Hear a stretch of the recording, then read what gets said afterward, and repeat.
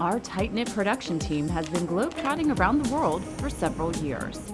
And as seasoned travelers and storytellers, we know when we've landed a choice filming location.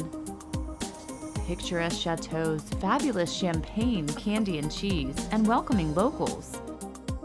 We were really looking forward to filming in France. But as any good traveler knows, no trip goes exactly as planned. Oh my God. Sorry. Especially a film shoot. But you don't. That is so strong. Here's a behind-the-scenes look at what it took to film along France's Western Front. From underground battle sites to champagne cellars, we filmed in a lot of places which were just plain dark. Not optimal lighting for filming, meaning getting creative with lights was a definite must. Our photographer, Greg Barna, who has won several Daytime Emmy Awards for his work on our series and is a perfectionist, spent a lot of time on lighting, making sure everything was just so. Of course, there were perks to spending lots of time in those cellars. Because we film with one main camera, but we try to make it look like 2 or 3. Sometimes we have to make our on-camera locals do things again, which isn't always easy. Totally different. I really love all of them, in fact. Just give me a Good one. Okay. Yeah, we're gonna have a nice dish. And among all the stuff we have the famous Kiss Lorraine here. My bad. Okay.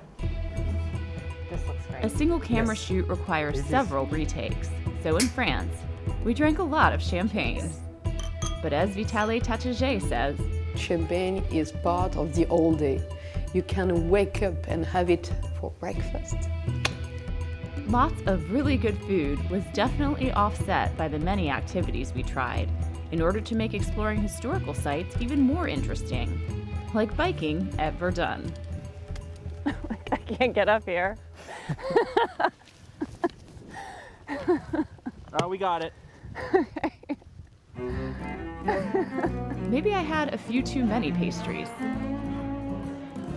One of the challenges of traveling in general, but especially when producing a TV series, is pronouncing words in different languages. And I keep hearing about this zouk. What is that?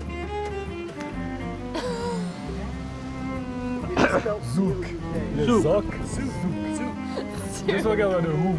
The hook. Like hookah. Zouk. Okay.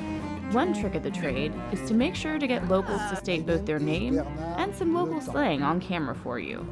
Good thing the locals in France were there to help me out. Say the full name again. Jean-Paul de Vries. De Vries. De Vries. De Vries. Jean-Paul de Vries. First and last name. First and last name. Yeah, you can give me your title here if you would like to as well. Let's say, first of all, in French, it's Constant le Bastard. In English, Constant le Bastard.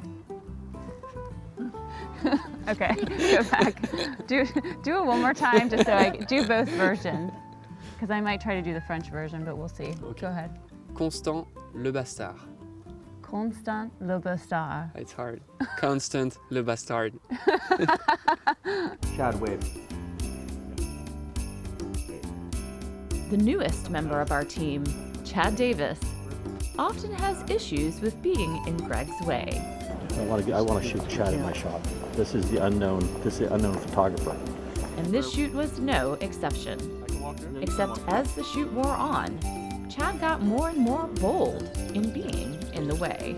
Chad, I see you. As usual. Yes, let's see how many times you can spot Chad.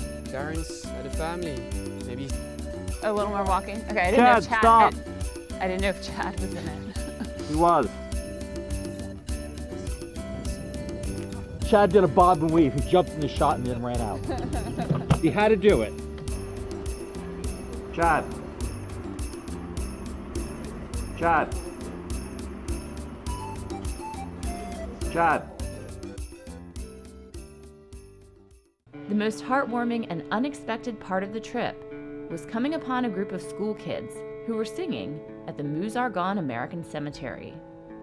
Allons enfants de la patrie, le jour de gloire est arrivé. And though we were only able to fit singing the French national anthem into an episode, they also sang the Star-Spangled Banner for us. Can you see by the dawn's early light what a proud weary air as the twilight lies gleaming? And they weren't the only French citizens we met that showed gratitude for the American soldiers who fought and died in World War I. And in fact, all these men came from all over the States and came here in France about 2,000, 3,000 miles from home to fight for liberty. Young guys, they were 18, 19 years old, coming from far away. They had nothing to do with our war. I think we're still very thankful to them. Even today, it's about 100 years after that they came over to give us freedom here. Which made our trip to France to uncover those modern destinations where the Great War's history is still at the forefront personal, and makes the experience of sharing it with you so worthwhile.